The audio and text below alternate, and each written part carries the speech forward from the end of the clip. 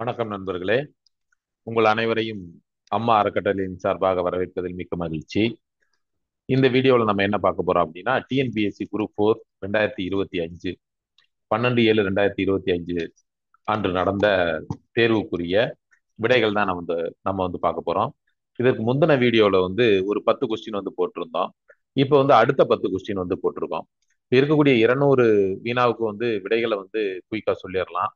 நம்ம என்ன பண்றோம் அப்படின்னா, அந்த விடைகள், விடை குறிப்புகள் மற்றும் அதற்கான விளக்கங்களையும் வந்து நம்ம கொடுக்குறோம்.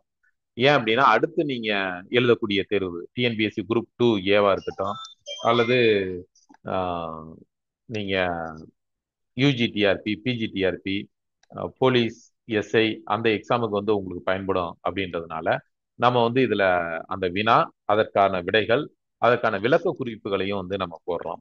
இதுல பார்த்தோம் அப்படின்னா நிறைய பேர் வந்து கொஸ்டின் ரொம்ப கஷ்டம் அப்படின்னு வந்து ஃபீல் பண்றாங்க. இந்த எக்ஸாம் மட்டும் கிடையாதுங்க, டிஎன்பிஎஸ்சி குரூப் 4 மட்டும் கிடையாது. எந்த ஒரு காம்படிட்டிவ் எக்ஸாமா இருந்தாலும் ஈஸி கஷ்டம் அப்படின்ற பேச்சுக்கே இடம் இல்லை. ஈஸியா இருந்தது அப்படின்னா கட் ஆஃப் கூடும், கஷ்டமா இருந்தது அப்படின்னா கட் ஆஃப் வந்து குறையும், அவ்வளவுதான். இப்ப அதாவது 300 மார்க்குக்கு 280 எடுத்து கிடைக்கலாம், அல்லது 290 எடுத்து கிடைக்கலாம் கொஸ்டின் ஈஸியா இருந்துச்சு அப்படின்னா. அதே நபர் வந்து கொஸ்டின் கஷ்டமா இருக்குது அப்படின்னா 230 எடுத்து போஸ்டிங் கிடைக்கும், அவ்வளவுதான். இதுல வந்து நம்ம போர்டு எக்ஸாம் மாதிரி அல்லது செமஸ்டர் எக்ஸாம் மாதிரி வந்து நம்ம மினிமம் பாஸ் அப்படின்ற பேச்சுக்கு வந்து இடம் இல்லைங்க. இது வந்து கட் ஆஃப் ரேங்க். அதனால வந்து இதுல ஈஸி கஷ்டம் அப்படின்ற பேச்சுக்கே வந்து இடம் இல்லைங்க. இன்னொன்று, இதுல படிக்கிறது வந்து பாத்தீங்க அப்படின்னா ஒரு வருஷம், 2 வருஷம், 6 மாசம் அந்த மாதிரி வந்து படிச்சுக்கிட்டு இருக்காங்க. அப்படி படிக்கிறவங்ககிட்ட வந்து சும்மா கால்ஃபர் பண்ண பின்னாடி மட்டும் அப்ளை பண்ணிட்டு ஒரு ஹால் டிக்கெட் வந்ததுக்கு பின்னாடி அல்லது வர்றதுக்கு ஒரு வாரத்துக்கு முன்னாடி இந்த மாதிரி படிச்சோம் அப்படின்னா நம்மளால வந்து சக்சஸ் பண்ண முடியாதுங்க. அடுத்து எப்ப டிஎன்பிஎஸ்சி வரும் அப்படின்ற எண்ணமே இல்லாம தொடர்ந்து வந்து படிக்கணும். அந்த மாதிரி படிச்சாதான் நம்ம வந்து சக்சஸ் பண்ண முடியும். இன்னும் நிறைய பேர் வந்து சொல்லுவாங்க, முடிஞ்ச அளவுக்கு படிப்போம், பாஸ் ஆனா வேலைக்கு போகலாம், இல்லாட்டி நல்ல சப்ஜெக்ட் நாலேஜ் வந்து நல்லா தெரிஞ்சுக்கலாம் அப்படின்னு வந்து சொல்லுவாங்க. ஓகே, இப்ப நம்ம வந்து வினா வினாக்களுக்கு உரிய விடைகளை வந்து நம்ம செக் பண்ணிடலாங்க. என்ன அப்படின்னா, கீழ் கீழ் கண்டவற்றை பொறுத்துக அப்படின்னு வந்து கொடுத்துருக்காங்க. நம்ம மேக்சிமம் வந்து இந்த வரலாறு தொடர்பான அந்த வினாக்களுக்கு மட்டும்தான் இப்போ நம்ம வந்து எக்ஸ்பிளைன் பண்ணிக்கிட்டு இருக்கோம். இது தமிழ் தான். தமிழும் வரலாறும் மேக்சிமம் வந்து இணைந்துதான் இருக்கக்கூடியது. சரி, காரைக்கால் அம்மையார், திருவந்தாதி, ஆண்டாள், கச்சி கலம்பகம், அரங்க அரங்கநாத முதலியார், பாவைப்பாட்டு, சேரமான் பெருமாள் நாயனார், மூத்த திருப்பதிகள், இதை வந்து பொறுத்துக அப்படின்னு வந்து கேட்டிருக்காங்க. இதுக்கான நம்ம விடையை வந்து நாம பார்த்துடலாம். கீழே வந்து ஆப்ஷன் வந்து கொடுக்கலங்க உங்களுக்கு. ஆப்ஷன் வந்து நீங்க எல்லாம் கொஸ்டின் வச்சிருப்பீங்க, அதுல இருக்கிற ஆப்ஷன் பிரகாரம் பார்த்தீங்க அப்படின்னா சி ஆப்ஷன் தான் கரெக்ட். கீழ இருந்து மேல 4 3 2 1 அதாங்க கரெக்ட். அதுக்கான விளக்கத்தை வந்து நம்ம கொடுத்துருவோம். காரைக்கால் அம்மையார், இவர் வந்து சைவ சமயத்துல 63 நாயன்மார்கள்ல இந்த காரைக்கால் அம்மையாரும் ஒருவர். இவருடைய முக்கியமான படைப்புகள்ல வந்து மூத்த திருப்பதிகங்கள் அது வந்து ஒன்று. இது வந்து திருவாலங்காட்டு மூத்த திரிப்பதிகம் அப்படின்னு வந்து அழைக்கப்படுகிறது. காரைக்கால் அம்மையார் மூத்த திரிப்பத மூத்த திருப்பதிகங்கள், இது வந்து கரெக்டுங்க. அதுக்கடுத்து ஆண்டாள். எப்படி காரைக்கால் அம்மையார் 63 நாயன்மார்கள்ல ஒருவரோ அதே மாதிரி ஆண்டாள் பாத்தீங்க அப்படின்னா 12 ஆழ்வார்கள்ல ஒருவராக புகழப்படக்கூடியவர். இவரது இவரது படைப்புகள் வந்து திருப்பாட்டும், இவருடைய புகழ்பெற்ற படைப்புகள் அப்படின்னு பார்த்தா திருப்பாட்டும் நாச்சியார் திருமொழியும் ஆகும் அப்படின்றாங்க. திருப்பாட்டு என்பது ஒரு வகையான பாவை பாடல் அப்படின்னு வந்து சொல்லப்படுகிறது. இதற்கான அதுக்கடுத்து பாத்தீங்கன்னாக்கா அரங்கநாத முதலியார், இவர் வந்து 19ஆம் நூற்றாண்டுல 19ஆம் நூற்றாண்டை சேர்ந்த தமிழ் புலவர். இவரின் மிக முக்கியமான படைப்பு வந்து கச்சி கலம்பகம் ஆகும். சேரமான் பெருமாள் நாயனார், இவரும் 63 நாயன்மார்கள்ல ஒருவராக அறியப்படக்கூடியவர். இவர் எழுதிய நூல்கள்ல திருவந்தாதி, இதுக்கு இன்னொரு பெயர் என்ன அப்படின்னு பாத்தீங்கன்னாக்க பொன்வண்ண தந்தாதி அப்படின்னு வந்து அழைக்கப்படுகிறது. மற்றும் திரு திருக்கையிலாய ஞான உலா, இதுவும் வந்து குறிப்பிடத்தக்கதாக அறியப்படுகிறது. அப்படின்போது இதற்கான விடை அப்படின்னு பார்க்கும்போது சி 4 3 2 1 அப்படின்றதான். காரைக்கால் அம்மையார் மூத்த திருப்பதிகங்கள், ஆண்டாள் திருப்பாட்டு, அரங்கநாத முதலியார் கச்சி கலம்பகம், சேரமான் பெருமாள் நாயனார் திருவந்தாதி. சரி, ஓகே. அடுத்த வினாவுக்கு வந்துடலாம். கூற்று காரணம் மேக்சிமம் வந்து இந்த கூற்று காரணத்துல தான் வந்து அதிகமான கேள்விகள் வந்து வருதுங்க. இதுல பாத்தீங்க அப்படின்னா, இந்திய தேசிய காங்கிரசுடைய முதல் மாநாடு 1885 டிசம்பர் 28 பம்பாயில் கூடியது. காரணம் காரணம் காரணம் வந்து ரீசன், அதாவது அசசன் கூற்று. தமிழ்நாட்டு பகுதியிலிருந்து 21 பேர் கலந்து கொண்டனர் அப்படின்னு வந்து கொடுத்திருக்காங்க. தமிழ்நாட்டு பகுதியிலிருந்து அன்னைக்கு வந்து தமிழ்நாடு அப்படின்றது வந்து கிடையாதுங்க. அன்றைக்கு வந்து சென்னை மாகாணம், மெட்ராஸ் பிரசிடென்சி அப்படின்றது தான். இதுல வந்து தமிழ்நாட்டு பகுதிகளில் இருந்து 21 பேர் கலந்து கொண்டனர் அப்படின்னு வந்து கொடுத்திருக்காங்க.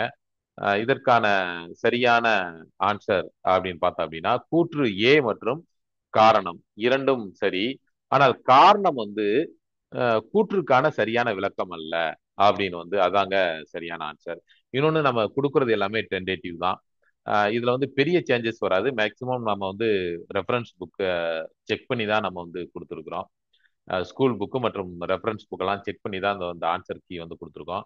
இன்னொன்று, கொஸ்டின் எடுக்கிறவங்க அவங்க வந்து எந்த பாயிண்ட் ஆஃப் வியூல எடுத்தாங்க, எந்த புக்ல இருந்து எடுத்தாங்க அப்படின்றது அப்படின்றது வந்து கொஞ்சம் டிஃபர் ஆகுங்க. இப்போ கவர்மெண்ட்ல கொடுக்கக்கூடிய ஆன்சர் கீ ஃபர்ஸ்ட் கொடுக்கக்கூடியதே டென்டேட்டிவ் அப்படின்னு தான் சொல்லுவாங்க. தற்காலிக விடை குறிப்புகள் அப்படின்னு தான் சொல்லுவாங்க. அதற்கடுத்து நம்ம அதுல ஏதாவது அப்ஜெக்ஷன் இருந்துச்சு அப்படின்னா நம்ம வந்து அந்த ரெஃபரன்ஸ் புக்கெல்லாம் நோட் பண்ணி வந்து எழுதி அனுப்பலாங்க.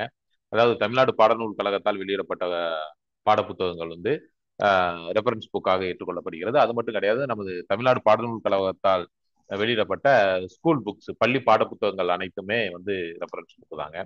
அதுல அதுல வந்து இருக்கிறதுக்கு மாறாக விடை குறிப்புகள் கொடுத்திருந்தாங்க அப்படின்னா நீங்க வந்து அப்ஜெக்ஷன் தெரிவிக்கலாம். அதுக்கான ஒரு குறிப்பிட்ட கால இடைவெளி வந்து கொடுப்பாங்க.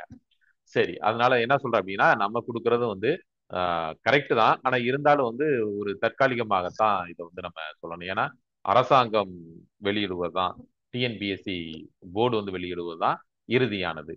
சரி, ஓகே. கூற்று பாருங்க. இந்திய தேசிய காங்கிரசுடைய, அதாவது இந்திய அப்படின்றது இதாயிடுச்சு. இந்திய தேசிய காங்கிரசின் முதல் மாநாடு 1885 டிசம்பர் 28 பம்பாயில கூடியது. ஆமா, இந்த கூற்று வந்து சரியானது. இந்திய தேசிய காங்கிரசுடைய முதல் மாநாடு 1885 அதாவது டபிள்யூ சி பானர்ஜி தலைமையில வந்து நடைபெற்றது. ஏஓகி மாலன் ஆக்கியோன் வந்து இந்த இந்திய தேசிய காங்கிரஸை நிறுவினார் அப்படின்றதெல்லாம் படிச்சிருப்பீங்க. இதுல வந்து மும்பையில் உள்ள கோகுல்தாஸ் தேஜ்பால் சமஸ்கிருத கல்லூரியில் நடைபெற்றது. இன்னும் வந்து அந்த இடம் முதல் கொண்டு கொடுத்துருக்காங்க. இப்ப நம்ம ஏன் வந்து இதுக்கு வந்து சரியான ஆன்சர் வந்து ஏங்க கூற்று வந்து கூற்று மற்றும் காரணம் இரண்டும் சரி, ஆனால் காரணம் கூற்றுக்கான சரியான விளக்கம் இல்லை அப்படின்றத மட்டும் நம்ம கொடுத்துட்டு போயிடலாம். ஏன் விளக்கம் அல்ல அப்படின்றதுக்கான அந்த எக்ஸ்பிளனேஷன் கொடுத்தவாங்க. நாளைக்கு வந்து இன்னொரு எக்ஸாம்ல, போட்டித் தேர்வுல வந்து இது போன்ற கேள்விகள் கேட்கும்போது நீங்க ஈஸியா வந்து எழுதலாம். இந்த தடவை இப்படி கேட்டிருக்காங்க, அடுத்த தடவை வேற மாதிரி கூட கேட்கலாம். அதாவது மும்பையில் எந்த கல்லூரியில் நடைபெற்றது, இந்திய தேசிய காங்கிரஸுடைய முதல் மாநாடு எந்த கல்லூரியில் நடைபெற்றது அப்படின்னு கூட அடுத்து குரூப் 2 அல்லது குரூப் 1 டிஆர்பி அந்த எக்ஸாம்ல எல்லாம் வந்து கேட்கலாங்க. அதனாலதான் வந்து நம்ம அந்த விளக்கத்தையும் வந்து நம்ம கொடுத்துருக்கோம். கோகுல்தாஸ் தேஜ்பால் சமஸ்கிருத கல்லூரியில் நடைபெற்றது. காரணம், தமிழ்நாட்டு பகுதியில் இருந்து 21 பேர் கலந்து கொண்டனர் அப்படின்னு கொடுத்திருக்காங்க. இந்த காரணமும் சரியானதா. இந்திய தேசிய காங்கிரஸ் முதல் மாநாட்டுல மொத்தம் 72 பிரதிநிதிகள் கலந்துகிட்டாங்க. இவர்கள்ல 21 பேர் அன்றைய சென்னை மாகாணத்திலிருந்து, தமிழ்நாட்டு பகுதியிலிருந்து வந்தவர்கள் அப்படின்னு வந்து கொடுத்திருக்காங்க. ரெண்டையும் தொடர்பு படுத்தி பார்க்கும்போது, கூற்று மற்றும் காரணம் இரண்டுக்கு இடையே இருக்கக்கூடிய தொடர்பை பார்க்கும்போது, கூற்று ஏ மாநாடு நடைபெற்ற தேதி மற்றும் இடம் பற்றிய தகவல்களை வந்து கொடுக்குது. காரணம் வந்து மாநாட்டில் தமிழக பகுதியிலிருந்து கலந்து கொண்டவர்களுடைய எண்ணிக்கை வந்து கொடுக்குது. இரண்டு கூற்றுகளும் தனித்தனியே பார்க்கும்போது அந்த தகவல்கள் வந்து சரியாக இருந்தாலும், தமிழ்நாட்டு பகுதியிலிருந்து 21 பேர் கலந்து கொண்டது, மாநாடு டிசம்பர் 28 அன்று பம்பாயில் ஏன் கூடியது என்பதற்கான சரியான விளக்கம் அல்ல. அதாவது இது வந்து கூற்று 1 கூற்று 2 அப்படின்னு கொடுத்திருந்தாங்களாக்கும், இரண்டு கூற்றுமே சரி அப்படின்னு வந்து கொடுக்கலாம். அதை கூற்றுன்னு கொடுத்துட்டு அதுக்கடுத்து காரணம் அப்படின்னு கொடுக்கறதா வந்து அதை ரெண்டையும் பொருத்தி பார்க்கும்போது அது வந்து தவறு. கூற்று காரணம் இரண்டும் சரி, ஆனால் காரணம் கூற்றிற்கான விளக்கம் அல்ல அப்படின்றதான் இதுக்கான சரியான இதா இருக்குங்க. இவை இரண்டும் ஒரே நிகழ்வு தொடர்பான வெவ்வேறு உண்மைகள். ரெண்டுமே உண்மைதான், ஆனா வந்து கூற்றுக்கான சரியான விளக்கம் அல்ல அப்படின்னு சொல்லியிருக்காங்க. இப்ப என்ன அப்படின்னா, கூற்று ஒரு உதாரணத்துக்கு பார்த்தோம் அப்படின்னா, கூற்று காந்தியடிகள் ஒத்துழையாமை இயக்கத்தை கைவிட்டார்.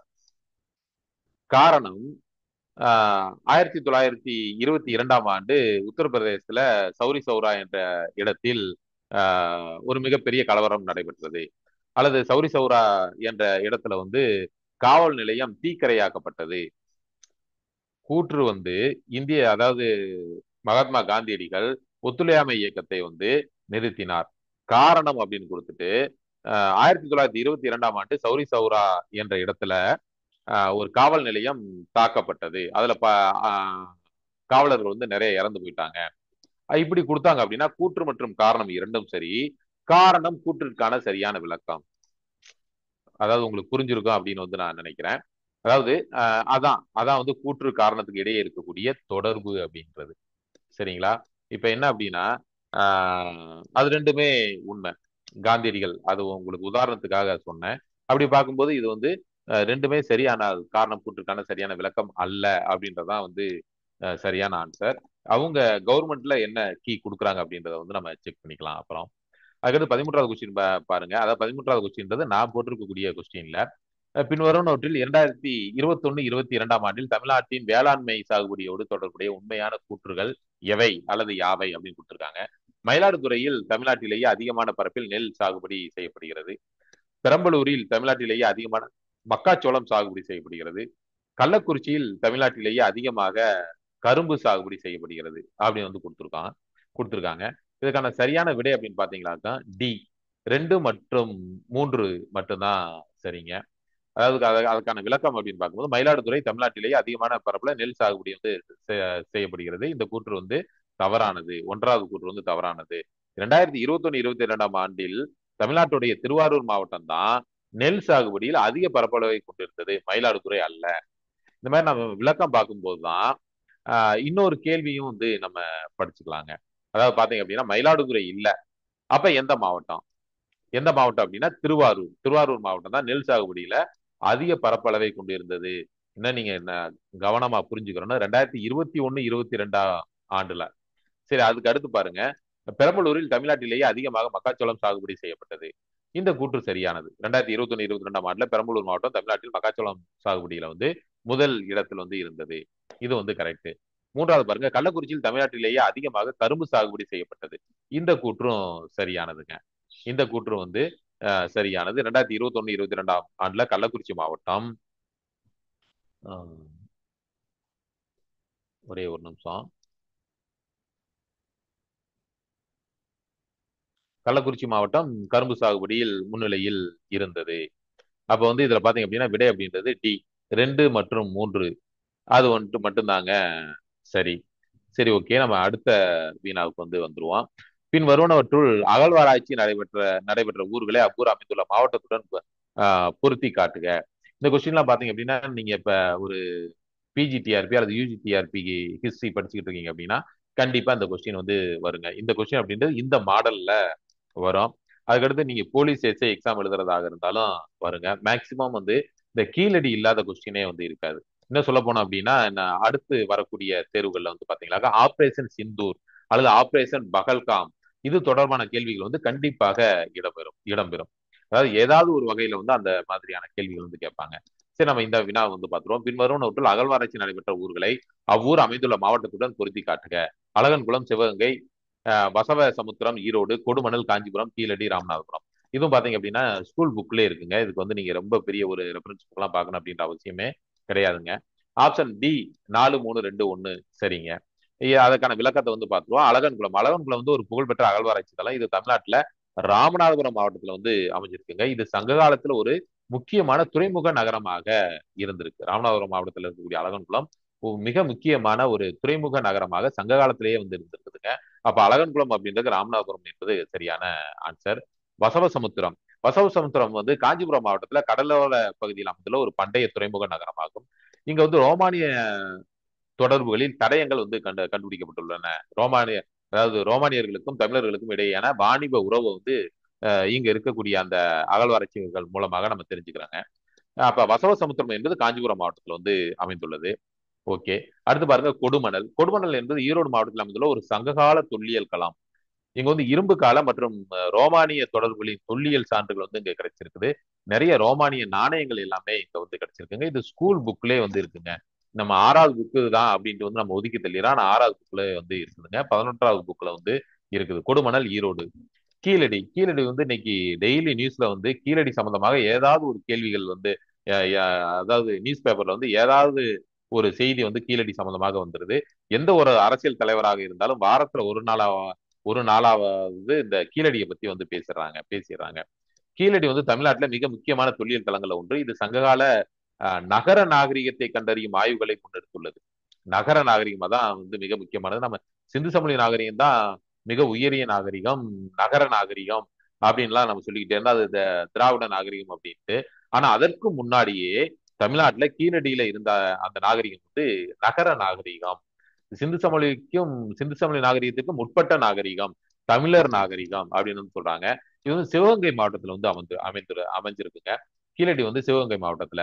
அதாவது பாத்தீங்க அப்படின்னா மதுரையில இருந்து ஒரு 15-16 கிலோமீட்டருக்கு உள்ளதான் வரும். ஆனா அதனுடைய மாவட்டம் கீழடி அமைந்திருக்கக்கூடிய அந்த மாவட்டம் அப்படின்னு பாத்தீங்களாக்கா சிவகங்கை தான். சரி, ஓகே. அடுத்து பாருங்க, பின்வருவனவற்றுள் எவை சரியானவை? மதுரையில் கார்வி மில் தொழிலாளர்கள் 1918 வேலை நிறுத்தத்தில் ஈடுபட்டனர். மதுரை கார்வி மில் தொழிற்சங்க தலைவராக பி வாடியா இருந்தார்.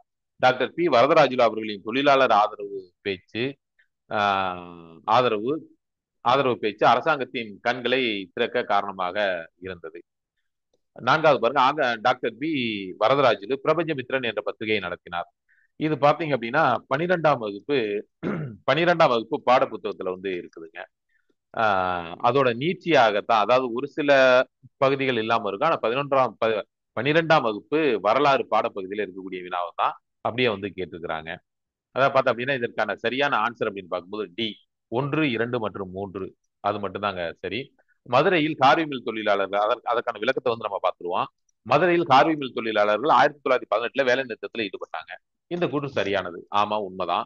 1918ஆம் ஆண்டு கார்வி மில் தொழிலாளர்கள் தங்களுக்கு சாதகமான ஊதியம் மற்றும் பணி நிலைமைகளை வலியுறுத்தி வேலை நிறுத்தத்தில் ஈடுபட்டனர். இது சென்னை மாகாணத்துல நடைபெற்ற முக்கியமான ஆரம்ப கால தொழிலாளர் போராட்டங்கள ஒன்றாக அறியப்படுகிறதுங்க. 2வது பாருங்க, மதுரை கார்வி தொழிற்சங்க தலைவராக பி வாடியா வந்து இருந்தார். இந்த கூற்றும் சரியானதுதாங்க. கார்வி மில் தொழிலாளர்களின் வேலை நிறுத்தத்தின் போது பி வாடியா, அதாவது இங்கிலீஷ்ல வந்து பி, ஆனா நமக்கு வந்து ஒரே பி தான் போட முடியும் தமிழ்ல, அதனால பி வாடியா அப்படின்னு சொல்லிடுறோம். தொழிற்சங்க தலைவராக இருந்து போராட்டத்திற்கு இவர் வந்து தலைமை தாங்கி இருக்கிறாருங்க. இவர் சென்னை தொழிலாளர் சங்கத்தை வந்து நிறுவியவர்கள்ல இவரும் ஒருவர். மெட்ராஸ் லேபர் யூனியன் இதை வந்து நிறுவியவர்கள்ல இந்த பி வாடியாவும் ஒருவருங்க. அதுக்கடுத்து பாருங்க, டாக்டர் பி வரதராஜுலு அவர்களின் தொழிலாளர் ஆதரவு பேச்சு அரசாங்கத்தின் கண்களை திறக்க காரணமாயிற்று. தொழிலாளர் ஆதரவு பேச்சு வந்து அரசாங்கத்துடைய கண்களை திறக்க காரணமானது. இந்த கூற்றும் சரியானதுதாங்க. டாக்டர் பி வரதராஜுலு நாயுடு ஒரு தேசியவாத தலைவராகவும் தொழிற்சங்க ஆதரவாளராகவும் இருந்தாரு. கார்வி மில் வேலை நிறுத்தத்தின் போது அவர் தொழிலாளர்களுக்கு ஆதரவாக பேசியது அரசுக்கும் மில் நிர்வாகத்திற்கும். அரசு அப்படின்றது அன்றைய ஆங்கிலேய அரசு. மில் நிர்வாகம் அப்படின்றது அது ஆங்கிலேயர்களது கட்டுப்பாட்டில் தான் இருக்கக்கூடியது. மில் நிர்வாகத்திற்கும் இடையேயான பேச்சுவார்த்தையில் தாக்கத்தை ஏற்படுத்தியது. அவரது தலையீடு தொழிலாளர் பிரச்சனைகள் மீது அரசின் கவனத்தை ஈர்த்தது. அப்ப இந்த கூற்று வந்து சரியானதாங்க. 4வது பாருங்க, டாக்டர் பி வரதராஜுலு பிரபஞ்சமித்ரன் என்ற பத்திரிகையை நடத்தினார் அப்படின்னு கொடுத்திருக்காங்க. இந்த கூற்று வந்து தவறானதுங்க. டாக்டர் பி வரதராஜுலு நாயுடு வந்து தமிழ்நாடு என்ற தினசரியையும் தமிழ்நாடு காங்கிரஸ் என்ற வார இதழையும் நடத்தி வந்திருக்காருங்க. பிரபஞ்சன் மித்ரன் என்ற பத்திரிகை அவர் நடத்தியதற்கான ஒரு நேரடியாக எந்த ஒரு வரலாற்று ஆதாரங்களும் இல்லை அப்படின்னு வந்து சொல்றாங்க. டாக்டர் பி வரதராஜுலு நாயுடு வந்து நடத்திய பத்திரிகை அப்படின்னு பார்த்தோம்னாக்கா தமிழ்நாடு மற்றும் தமிழ்நாடு காங்கிரஸ் இது ரெண்டு தான் வந்து சொல்லப்படுகிறது. அதனால வந்து இந்த கூற்று வந்து தவறானது அப்படின்னு வந்து சொல்றாங்க. சரி, ஓகே. அதுக்கு அடுத்து வந்து 16வது கொஸ்டின் பாருங்க. இந்திய அரசியலமைப்பு நெகிழ மற்றும் நெகிழா தன்மையை கொண்டுள்ளது. காரணம், இந்திய அரசமைப்பின் அடிப்படையை மாற்றாமல் இதுவரை 100க்கும் மேற்பட்ட மாற்றங்கள் கொண்டு வரப்பட்டுள்ளன. ஏன்னா அக்யூரேட்டா வந்து நம்ம சொல்ல முடியாது. ஏன்னா கொஸ்டின் எடுக்கிறப்ப ஒரு அரசியலமைப்பு சட்ட திருத்தம் இருக்கும். அதுக்கடுத்து எக்ஸாம் வரும்போது அதுக்கு இடையிலேயே ஒரு திருத்தம் வந்து அரசியலமைப்பை வந்து திருத்திடுவாங்க. அதனால வந்து அது கரெக்டா சொல்லாம வந்து 100க்கும் மேற்பட்ட அப்படின்னு பொதுவாகவே கொடுத்துட்டாங்க. இதற்கான விடை அப்படின்னு பார்த்தோம் அப்படின்னா பி, அதாவது சரியான விடை அப்படின்னு பார்க்கும்போது பி வந்து சரிங்க. அதாவது கூற்று ஏ காரணம் ஆர் இரண்டும் சரியானவை மற்றும் காரணம் ஆறு வந்து அதாவது காரணம் வந்து கூற்றுக்கான சரியான விளக்கம் அப்படின்னு வந்து கொடுத்துருக்காங்க. எப்படி வந்து இரண்டும் சரி, கூற்று மற்றும் காரணம் இரண்டும் சரி, காரணம் கூற்றுக்கான சரியான விளக்கம் அது எப்படி அப்படின்றத தான் அந்த விளக்கத்தை வந்து நம்ம பார்த்துடலாங்க. அதாவது பார்த்தோம் அப்படின்னா கூற்று இந்திய அரசியலமைப்பு நெகிழும் மற்றும் நெகிழா தன்மைகளை கொண்டுள்ளது. நீங்க ஸ்கூல்ல படிச்சிருந்தீங்க அப்படின்னாக்க தெளிவா அதை வந்து கொடுத்துருப்பாங்க. இந்திய அரசியலமைப்பு நெகிழும் மற்றும் நெகிழா தன்மைகளை கொண்டுள்ளது. இப்ப அமெரிக்க அரசியலமைப்பு பாத்தீங்க அப்படின்னா நெகிழா தன்மையை கொண்டுள்ளது. அவன் அந்த அளவுக்கு வந்து அது ஒரு பிளெக்சிபிள் வந்து ஆகாதுங்க. ரொம்ப ரிஜிடா இருக்கும் அப்படின்னு வந்து சொல்லுவாங்க. இந்த இந்த கூற்று வந்து சரியானது. இந்திய அரசியலமைப்பு நெகிழும் மற்றும் நெகிழா தன்மைகளின் கலவையாகும். இந்த நெகிழும் தன்மை அப்படின்றது என்ன அப்படின்னா அரசியலமைப்புடைய சில பகுதிகளை சாதாரண சட்டம் இயற்றும் முறை மூலமாகவே எளிய பெரும்பான்மையோடு திருத்த முடியுங்க. அதே மாதிரி நெகிழாத்தன்மை என்ன அப்படின்னா சில முக்கியமான பகுதிகளை திருத்த பாராளுமன்றத்தின் சிறப்பு பெரும்பான்மையும், அதாவது 3/2 உறுப்பினர்கள் வந்து இருக்கணும். 3/2 உறுப்பினர்கள் வாக்களிக்கணும். அந்த தீர்மானம் அந்த பில் மசோதா பாஸ் ஆகிறதுக்கு வந்து வாக்களிக்கணும்.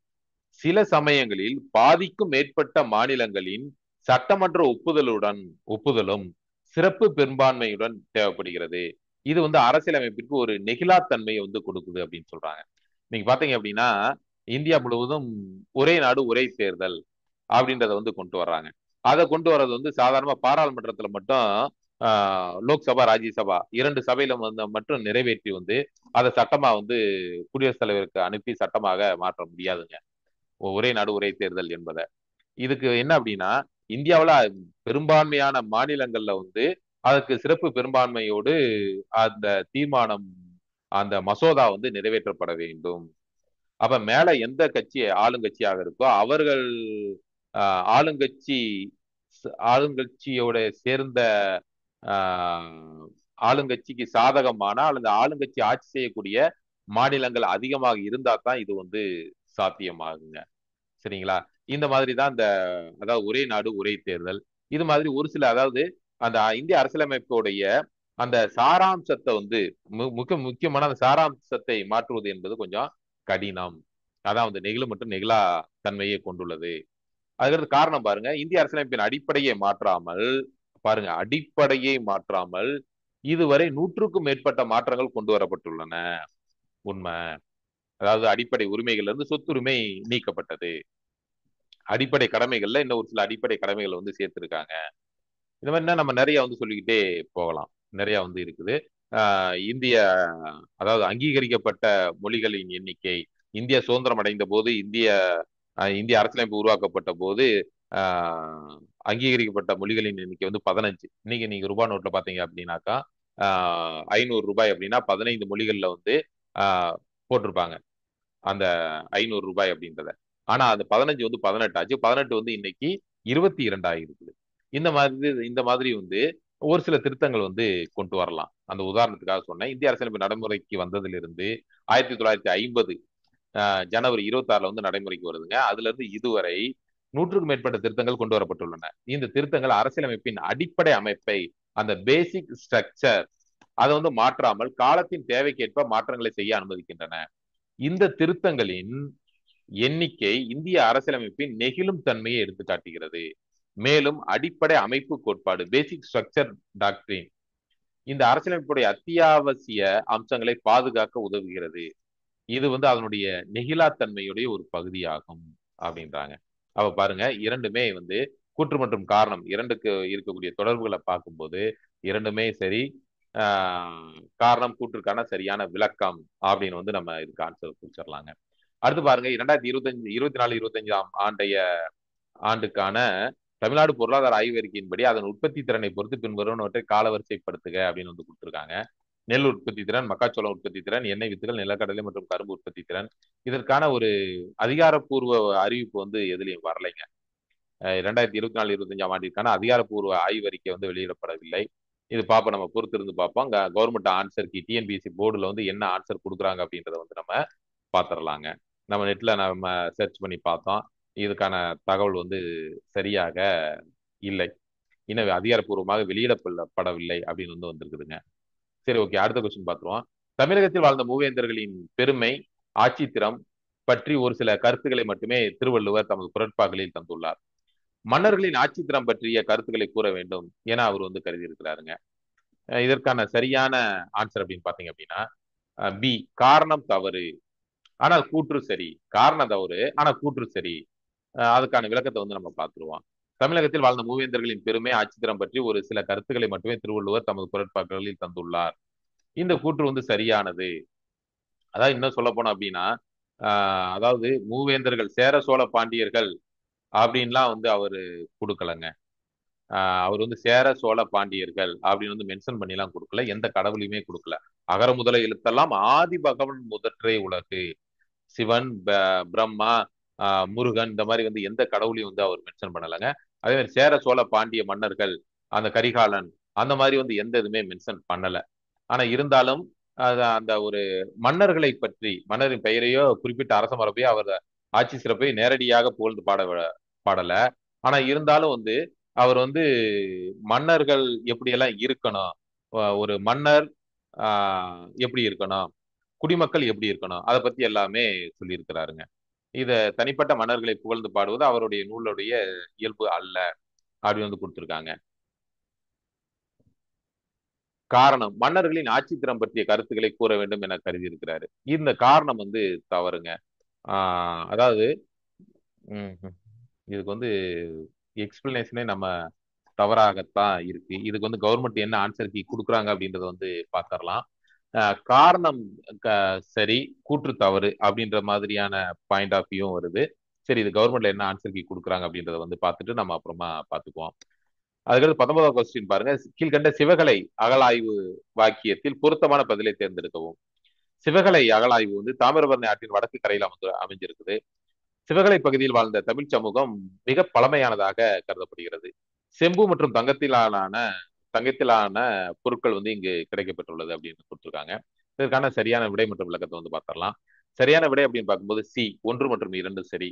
ஏன் அது சரி அப்படின்றத வந்து பார்த்துடலாம். சிவகலை அகழாய்வு தாமிரபரணி ஆற்றின் வடக்கு கரையில் அமைந்துள்ளது. இந்த கூற்று சரியானதான்.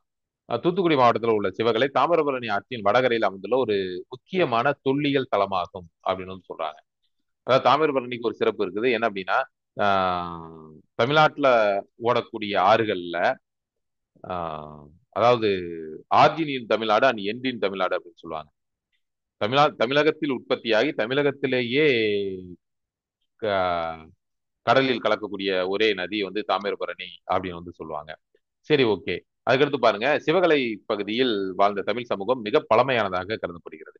இந்த கூற்றும் சரியானதான். சிவகலையில் மேற்கொள்ளப்பட்ட அகழாய்வுகளின் கிடைத்த தொல்பொருட்கள் இப்பகுதியில் மிக நீண்ட காலமாக, அதாவது பழங்கற்காலம் முதல் இடைக்காலம் வரை மனிதர்கள் வாழ்ந்ததுக்கான சான்றுகள் வந்து இங்க கிடைச்சிருக்குதுங்க. குறிப்பாக முதுமக்கள் தாழிகள். பொதுவாக வந்து அந்த கற்காலம் அப்படின்னு பார்த்தோம் அப்படின்னா அதுல நமக்கு கிடைக்கக்கூடியது வந்து பெரும்பாலானவை வந்து முதுமக்கள் தாழிகள் மற்றும் பானைகள் பானைகள் எலும்புகள் இதுதான் வந்து நமக்கு கிடைச்சிருக்கு. நெல் மணிகளும் கிடைச்சிருப்பது இங்க ஒரு பழமையான தமிழ் சமூகம் வாழ்ந்ததை வந்து உறுதிப்படுத்துகிறதுங்க. அதுக்கடுத்து பாருங்க, செம்பு மற்றும் தங்கத்திலான பொருட்கள் வந்து இங்க கிடைத்திருக்கிறது அப்படின்னு கொடுத்துருக்காங்க. இந்த கூற்று தவறானது. சிவகலையில் கிடைத்த முக்கிய பொருட்கள் வந்து இரும்பு பொருட்கள் தான் அதிகமாக கிடைச்சிருக்குது. முதுமக்கள் தாழிகள், மணிகள், சங்கு வளையல்கள், நெல் மணிகள் மற்றும் மண்பாண்ட ஓடுகள் ஆகியவை தான் இங்க கிடைச்சிருக்கு. செம்பு மற்றும் தங்கத்திலான பொருட்கள் பெருமளவில் இதுவரைக்கும் கிடைச்சதற்கான அதிகாரப்பூர்வமாக தகவல் இல்லை. ஒருவேளை இனிமேல் அகழ்வாராய்ச்சி செஞ்சாங்களாக்கும் கூட கிடைக்கலாம். இதுவரைக்கும் கிடைத்த தகவலின்படி அங்கு வந்து செம்பு மற்றும் தங்கத்தாலான பொருட்கள் வந்து கிடைக்கப்படவில்லை. அப்ப இது வந்து தவறானதுங்க. அதுக்கடுத்து பாருங்க, சிந்து நாகரிகம் குறித்து பின்வரும் கூற்றுகளில் எவை உண்மையானவை, எவை சரியானவை? 1920களில் மார்டிமர் வீலர் ஹரப்பா பகுதிகள் வந்து அகழாய்வுகள் நடத்தினார். மிக நீளமானதாக கருதப்படக்கூடிய எழுத்து தொடர் 26 குறியீடுகளை கொண்டுள்ளது. பிராகிருத கல்வெட்டுகளில் மெலுகா என்ற சொல் சிந்து பகுதியை குறிக்கிறது. ஸ்டீடைட் கல்லில் அமைந்த மதகுரு அரசன் மொகஞ்சதாராவுல கண்டெடுக்கப்பட்டது. இந்த மாதிரி வந்து 4 பாயிண்ட்ஸ் வந்து கொடுத்துருக்காங்க. இதுல வந்து எவை சரியானவை, எவை உண்மையானவை அப்படின்னு வந்து கேட்டிருக்காங்க. அதுக்கான விடை மற்றும் விளக்கத்தை வந்து பார்த்தரலாம். சரியான பதில் அப்படின்னு பார்க்கும்போது ஆப்ஷன் டி, 2 மற்றும் 4 மட்டுமே சரியானது. எப்படி அப்படின்னு வந்து நம்ம பார்த்தரலாம். 1920களில் மார்டிமர் வீலர் கரப்பா பகுதியில் அகழாய்வுகள் நடத்தினார். இந்த கூற்று தவறானது. மார்டிமர் வீலர் 1940களில் தான் அகழாய்வுகள் வந்து அந்த இடத்துல மேற்கொண்டிருக்காரு. 1920, 22ல வந்து அங்க வந்து நிறைய செங்கல்கள் எல்லாமே கண்டெடுக்கப்பட்டது. ஆஹ் அதாவது ரயில் ரயில் பாதைகள் வந்து அமைப்பதற்காக இருக்கும்போது செங்கல்கள் எல்லாமே கண்டுபிடிக்கப்பட்டது அப்படின்னு வந்து சொல்லுவாங்க. ஆனா வந்து மார்டிமர் வீலர் 1940களில் தான் அங்க அகழாய்வு செஞ்சிருக்கிறாரு. 1920களில் வந்து கரப்பா மற்றும் மொகஞ்சதாரோவில் அகழாய்வு தொடங்கியவர்கள் வந்து யார் அப்படின்னா சர் ஜான் மார்சல் மற்றும் தயாராம் சகானி மற்றும் ஆர்டி பானர்ஜி. இவங்க தான் வந்து அங்க அகழாய்வு வந்து செஞ்சிருக்கிறாங்க. அதுக்கடுத்து பாத்தீங்க அப்படின்னா மிக நீளமானதாக கருதப்படக்கூடிய எழுத்துத்தொடர் 26 குறியீடுகளை கொண்டுள்ளது. இந்த கூற்று சரியானது. இனி இன்னொன்னு பாத்தீங்க அப்படின்னா அந்த சிந்து சமவெளி நாகரிகத்துடைய அந்த எழுத்துக்கான விளக்கம் அர்த்தம் இன்று வரை கண்டுபிடிக்கப்படவில்லை. சரி, ஓகே, இந்த கூற்று வந்து சரியானது. சிந்து சமவெளி நாகரிகத்துல கண்டெடுக்கப்பட்ட எழுத்துக்கள்ல மிக நீளமானது 26 குறியீடுகளை கொண்டுள்ளது. இது வந்து சரி அப்படின்னு கொடுத்துருக்காங்க. பிராகிருத கல்வெட்டுகளில் மெலுகா என்ற சொல் சிந்து பகுதியை குறிக்கிறது அப்படின்னு சொல்லியிருக்காங்க. இந்த கூற்று தவறானது. மெலுகா என்ற சொல் மெசபடோமிய கல்வெட்டுகளில் சிந்து பகுதியை குறிக்கிறது. பிராகிருத கல்வெட்டுகள் கிடையாது. பிராகிருதம், பாலி, பிராமி, கிரந்தம் இது எல்லாமே நம்ம இந்தியா முழுவதும் இருந்த கல்வெட்டுகள். ஆனா மெலுகா என்ற சொல் வந்து மெசபடோமிய கல்வெட்டுகள்ல இருக்குது. அதாவது சிந்து சமவெளி நாகரிகத்துக்கும் மெசபடோமிய நாகரிகத்திற்கும் வாணிப உறவு எல்லாமே இருந்துச்சு அப்படின்னு வந்து நீங்க படிச்சிருப்பீங்க. அந்த மெலுகா அப்படின்ற சொல் வந்து மெசபடோமிய கல்வெட்டுகள்ல வந்து சிந்து பகுதியை குறிக்கக்கூடியதாக இருந்திருக்குது அப்படின்னு வந்து சொல்றாங்க. அப்ப இது வந்து தவறானதுங்க. ஏன்னா பிராகிருத கல்வெட்டுன்னு சொல்லியிருக்காங்க. ஸ்ட்ரீட் டைட் கல்லில் அமைந்த மதகுரு அரசன் மொகஞ்சதாரோவுல கண்டெடுக்கப்பட்டது. இந்த கூற்று சரியானதுங்க. மதகுரு அரசன் பிரிஸ்ட் கிங் சிலை ஸ்ட்ரீட் டைட் கல்லில் வந்து செதுக்கப்பட்டு மொகஞ்சதாரோவில் கண்டெடுக்கப்பட்டது.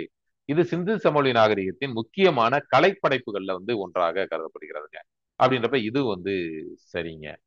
ஓகே, இதோடு இன்றைய வீடியோ வந்து முடிச்சுங்க.